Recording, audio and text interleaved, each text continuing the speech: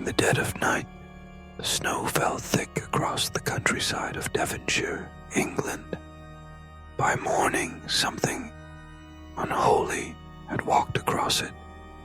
Strange, cloven footprints, unlike any human or animal, appeared in the snow, perfectly aligned, perfectly spaced, and they stretched on for over 100 miles. They crossed rivers, climbed onto rooftops, passed through walled gardens, and even vanished into thin air. To this day, the mystery remains unsolved. Was it a hoax, a demon, or something even stranger? This is the terrifying true story of the Devil's Footprints. It was the morning of February 9th, 1855. The residents of South Devon, a quiet, rural part of England, awoke to an eerie, almost surreal sight. A fresh snowfall had blanketed the land overnight. The air was still, quiet, peaceful, until someone noticed the marks. In towns and villages including Exmouth, Teignmouth, Dawlish, Totnes, and beyond, people reported finding long trails of hoof-like prints, each about 4 inches long and 3 inches wide, spaced in perfect single file, roughly 8 inches apart. That was unusual, but what made them chilling, even impossible, was where these prints went.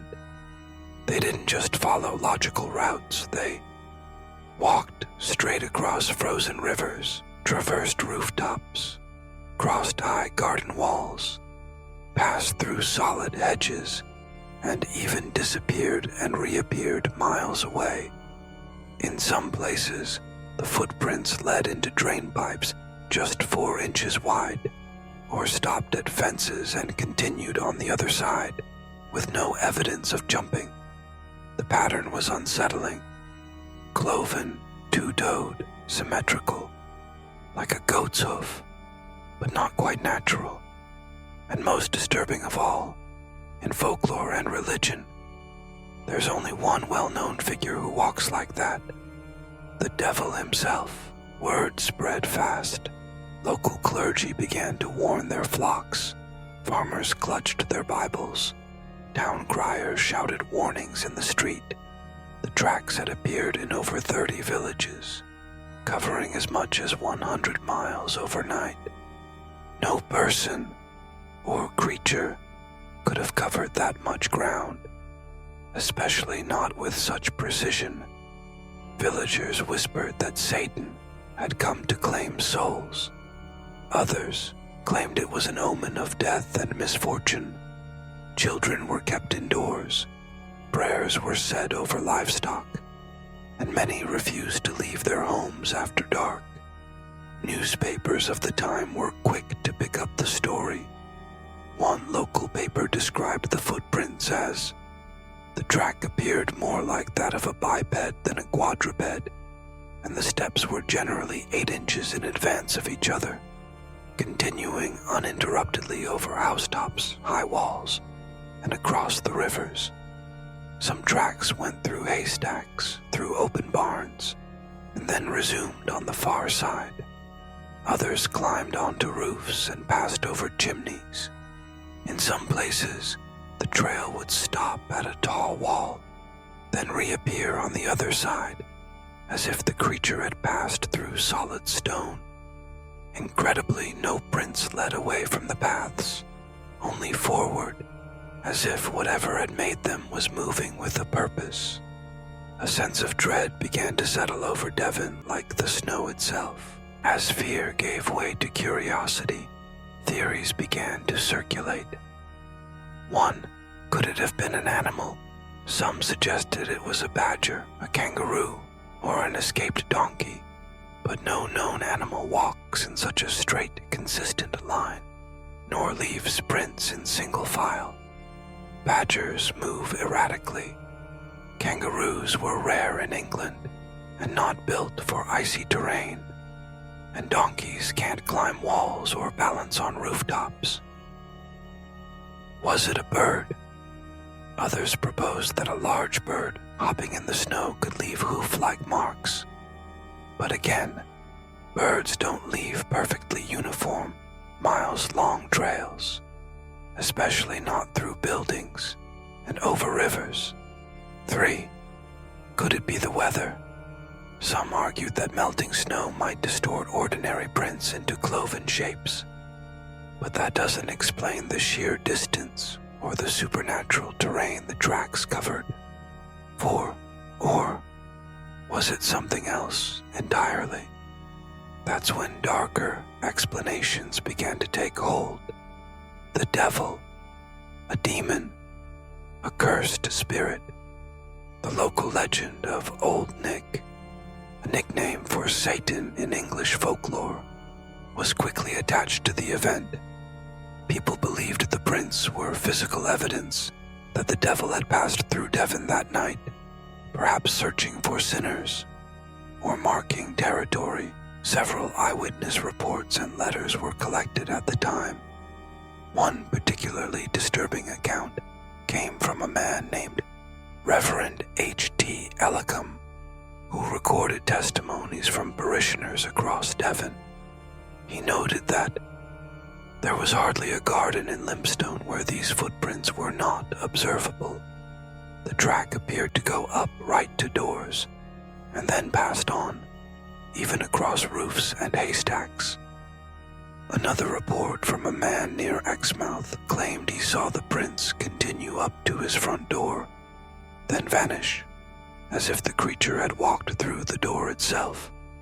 A woman in Woodbury reportedly fainted after seeing the prints leading to her bedroom window, which was 3 stories high. There were even rumors of dogs refusing to go outside, cowering and growling at empty doorways. Farmers followed the trail for miles before giving up. Some even tried to erase the tracks, only to find them reappear the next day. The deeper people looked, the stranger the phenomenon became. There was one detail that chilled everyone to the bone: the shape of the prints, cloven hooves. In Christian folklore, Satan is said to appear in many forms, but one feature remains constant across many cultures. He walks on split hooves. This is why tales of the devil's footprints are often accompanied by fire, sulfur, or an unshakable feeling of dread. But in Devon, there were no flames, no smoke, only snow. And that made it worse, because this wasn't some wild storm or dramatic event. This was quiet, precise, deliberate. The sheer impossibility of the trail, passing through solid barriers, climbing roofs, crossing rivers, seemed to mock natural law. To the people of 1855, there was only one explanation. This was not of this world. Skeptics have tried to explain the event as a hoax orchestrated to cause panic. But here's the problem. The footprints appeared in dozens of towns overnight, with no indication of coordination or faked tracks. Remember, this was 1855. No cars, no modern tools, no internet.